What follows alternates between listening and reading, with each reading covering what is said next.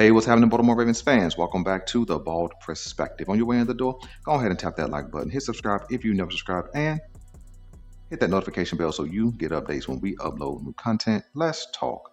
Big question for you guys, something I want to put on the table, and the question is, why do the Baltimore Ravens not prioritize offense? Question mark. Now, is this an assumption? Am I being presumptuous?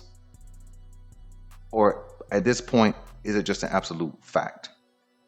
The bald perspective, it's an absolute fact.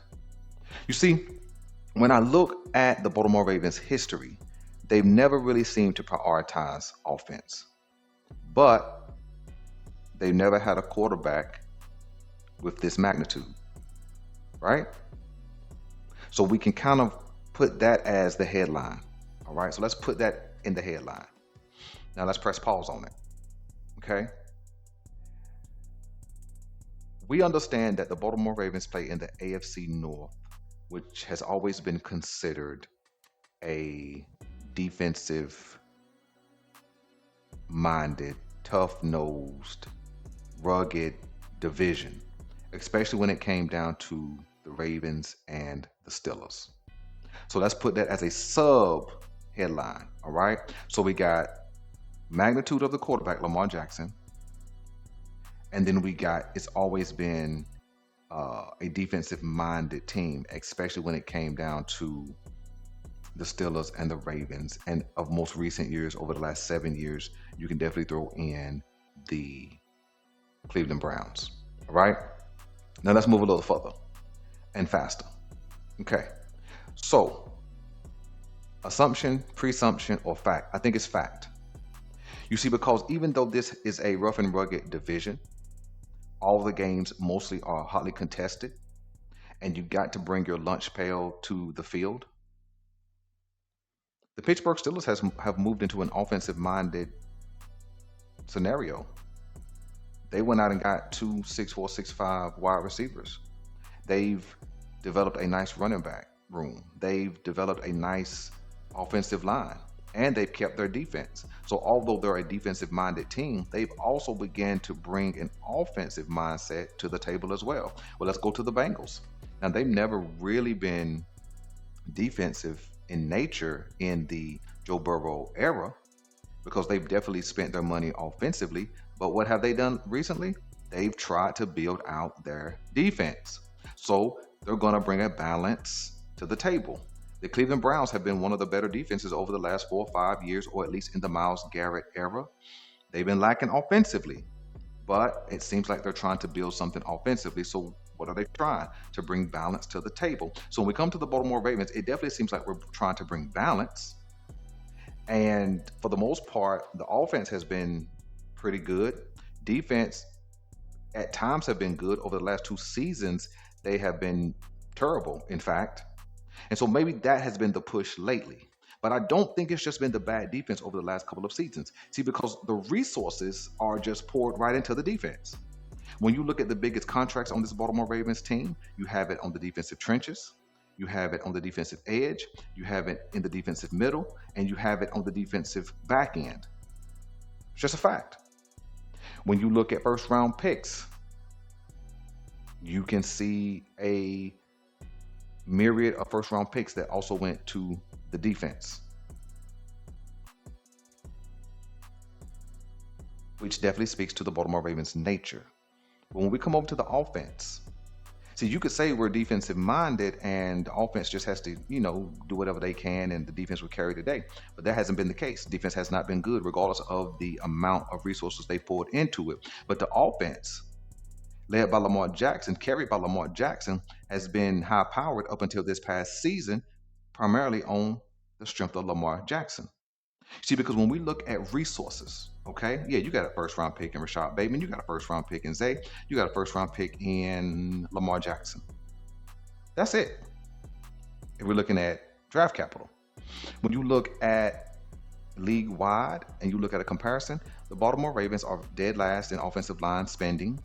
They're dead last in wide receiver spending. They're not going to be near the top in tight end spending. And they're probably with the Derrick Henry contract middle of the road when it comes to the running back. So when you put all of that together, they're a bottom five offense when it comes to spending. It's only been Lamar Jackson and then the latest addition of Derrick Henry that has been powering this offense. And the question is why? See, we can no longer think that it's an assumption or a presumption. This is fact. When you compare the Baltimore Ravens offense spending to defensive spending, draft capital to draft capital, it leans in one direction. And the truth is, it hasn't paid dividends because we ended the 2025 season outside of the playoffs. So even when you've been pouring resources into the defense, neglecting the offense, it's not paying dividends. If anything we've known about the Baltimore Ravens and the offense is that it has the potential to always be high powered. So a question would be, then why not invest in what's working well? Doesn't make sense. Does not make sense that way. And I think part of the thing is the Baltimore Ravens have paid attention to other teams more than they have to themselves. I think that what you saw league-wide, but especially from the Baltimore Ravens context, is that when the Philadelphia Eagles dominated the Kansas City Chiefs, a team that the Baltimore Ravens have not been able to get by in the playoffs and also in the regular season, they dominated them with what? Defense. So what did the Baltimore Ravens run out and do in response? Start focusing on defense once again. And then when you follow that up with what you saw from the Patriots and their dominating defense going through the AFC playoffs, and then you saw the Seattle Seahawks and their dominating defensive performance in the Super Bowl, what did the Baltimore Ravens do? They doubled down on trying to get better defensively. You see, because the motto that defense wins championships, that could be true. But if you can't score points, then it don't matter how good your defense is unless you're the 2000 Baltimore Ravens. But this ain't that. This ain't the 2000 Ravens edition. We're not in that situation to where we have a lot of time left as our quarterback goes into his 9th season. We don't have time to, hey, let's press pause on doing anything offensively. Let's build up the defense more and continue to neglect the offense. Because when you look around right now, there ain't no offensive resources out there other than maybe a Jawan Jennings, who the Baltimore Ravens have been linked to, but not really that I know of had any real connection to. There has been rumors that the Baltimore Ravens were interested in A.J. Brown, but they're not going to pull the trigger because they don't have the capital to do so. That's why I believe it's going to be the New England Patriots that pulls off an A.J. Brown deal. So then when you look around the league, teams are set mostly. Nobody's really trying to get off of anything that they have right now. Free agency is basically coming to a close. Let's just call it what it is. And teams are going to turn their focus to the draft. So we've sat quietly holding our hands since the Trey Hendrickson deal. And we've done nothing to add to the offense. Now, the Baltimore Ravens EDC may step back and look proudly at what they've done defensively, add a top-notch edge rusher, added a ball-hawking type safety, things of that nature, and have the possibility of getting Justin Metabike back. Wonderful. But what have you did offensively? Please don't bring me the idea that, we can just bring back DeAndre Hopkins. He'll be good in this. I don't want to hear that. We need something that's game-changing at some point. And yeah, we might get Vanga in the draft, and he'll help stabilize something offensively, but he's not a proven commodity at the NFL level just yet. All of that is projection and potential. The two P's that are always damaging to a team when you're banking on the potential and projection versus what's proven. And so, yeah, I'm cool with if they draft Vanga. Wonderful. But where's the needle mover? We have a bottom 10 offensive system as it pertains to roster right now. Bottom 10. Nobody's afraid of Mark Andrews anymore. Nobody's afraid of Zay when he doesn't have a real running mate beside him. And nobody's afraid of Derrick Henry simply because he's not going to be able to get going coming out of the backfield with this offensive line that's currently constructed.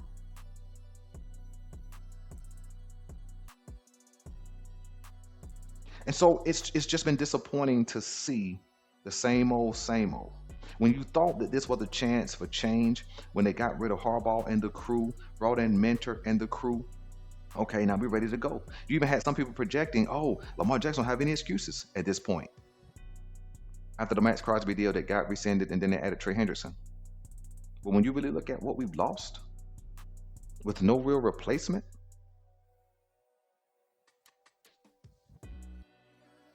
we're bottom 5 in offensive talent. The only thing that raises that offensive score is Lamar Jackson, Derrick Henry, and that's it. Zay is nice, but he's Lamar Jackson dependent. Derrick Henry's nice, but he's offensive line dependent. So we may be in the same situation we've always seen. That if Lamar Jackson don't make the play, a play don't get made. You guys let me know what you think. I'm your guy Boulanger, and until next time, I'm out.